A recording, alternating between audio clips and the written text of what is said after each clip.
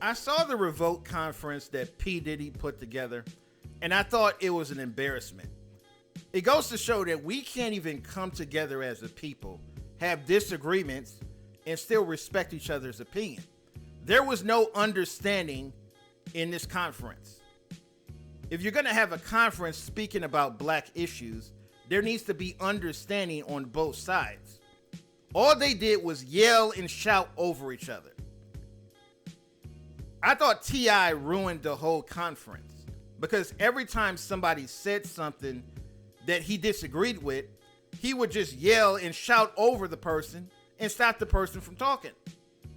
So when I see T.I.'s fans on social media saying he destroyed Candace Owens, he didn't destroy anything.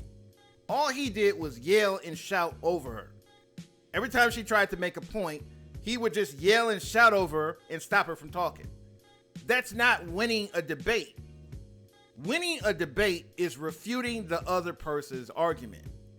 T.I. didn't refute anything that Candace Owens said. He didn't refute any of the points that she said. All he did was yell and shout and stop her from talking. And the moderator would just go along with what T.I. was saying.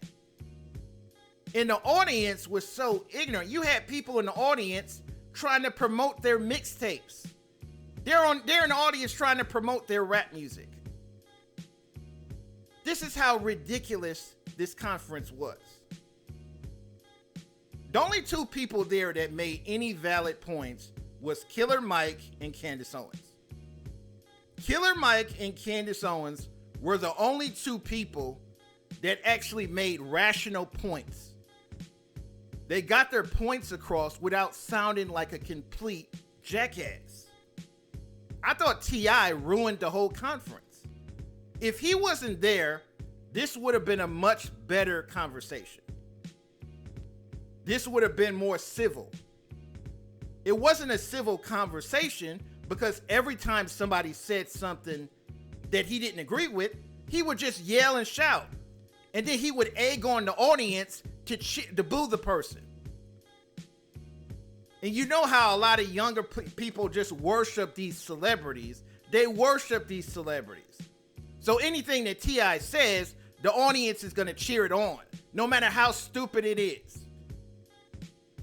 No matter how ignorant his comments are, the audience are going to cheer it on because younger black folks worship black celebrities. T.I. is a complete clown. He's on social media trying to act like he's Mr. Pro-Black. T.I. has songs calling black women bitches and hoes. He has songs talking about killing other black men. And you're going to take him seriously as some pro-black conscious person? I thought Candace Owens showed a lot of bravery showing up to this event. She knew everybody was going to be against her. Most black folks are on the left. Black conservatives are a very small minority of the black community. So she knew she was going to get a lot of hatred, but she has no fear. She doesn't care if somebody agrees with her or doesn't agree with her. She's open to debating anyone. She's open to having a conversation with any person of any political view. That's one of the things I respect about Candace Owens. And I thought she made some valid points. She talked about the importance of black fathers being in the home. She talked about the importance of how we should rebuild black families. I thought she made some valid points. And I thought Killer Mike also made a lot of great points. These were the only two people at this conference actually talking about the real nitty-gritty of the issues in the black community. This is why Killer Mike is defending Candace Owens, because he agreed with a lot of the things she had to say. He was really the only person there that was actually being respectful to Candace Owens. Everybody else was just trying to dismiss everything she said. And all the fake pro-blacks are calling her a coon. They're calling her a big wench. And this is the problem I have with these people in the conscious community.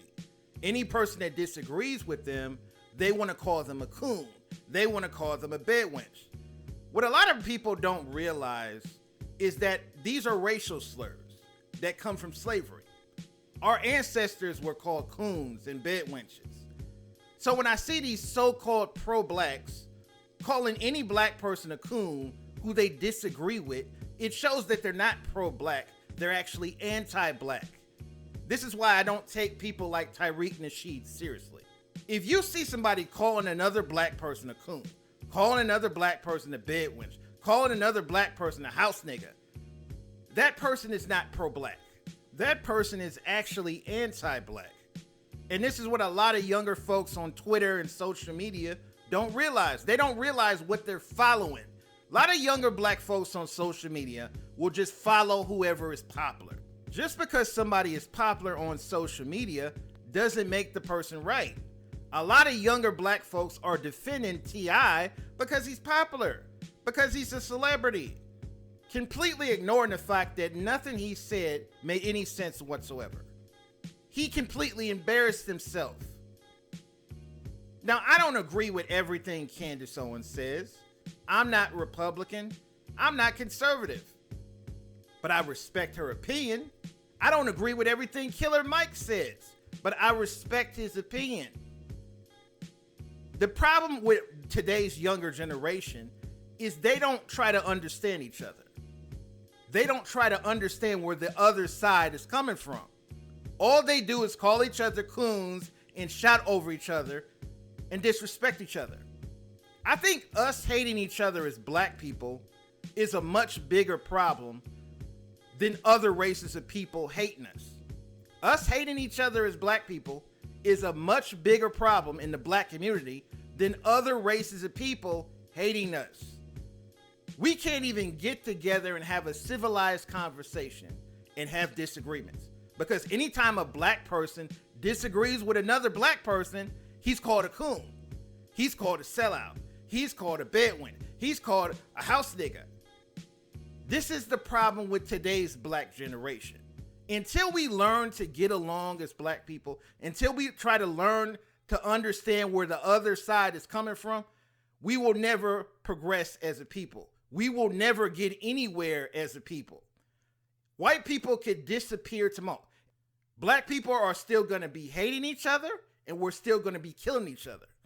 So when I see these pro-blacks trying to blame everything on the white man, trying to blame everything on white supremacy, if every white person disappeared tomorrow, we would be facing the same dilemma tomorrow that we're facing today.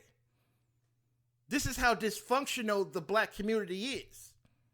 Us hating each other is the main problem. We don't get along with each other. We can't even have a conversation and disagree with each other. I don't understand why today's generation thinks every black person should think the same way. Any person that disagrees with woke leftists is a coon. That's basically the argument that most black people are making. Because Candace Owens doesn't agree with the woke left, she's a coon. This is how ridiculous today's black generation has become. Until we learn to respect each other, until we learn to understand where each other is coming from, our problems in the black community are going to continue. The chaos in the black community is going to continue. A lot of people have different opinions about this topic. Leave a comment, rate, and subscribe.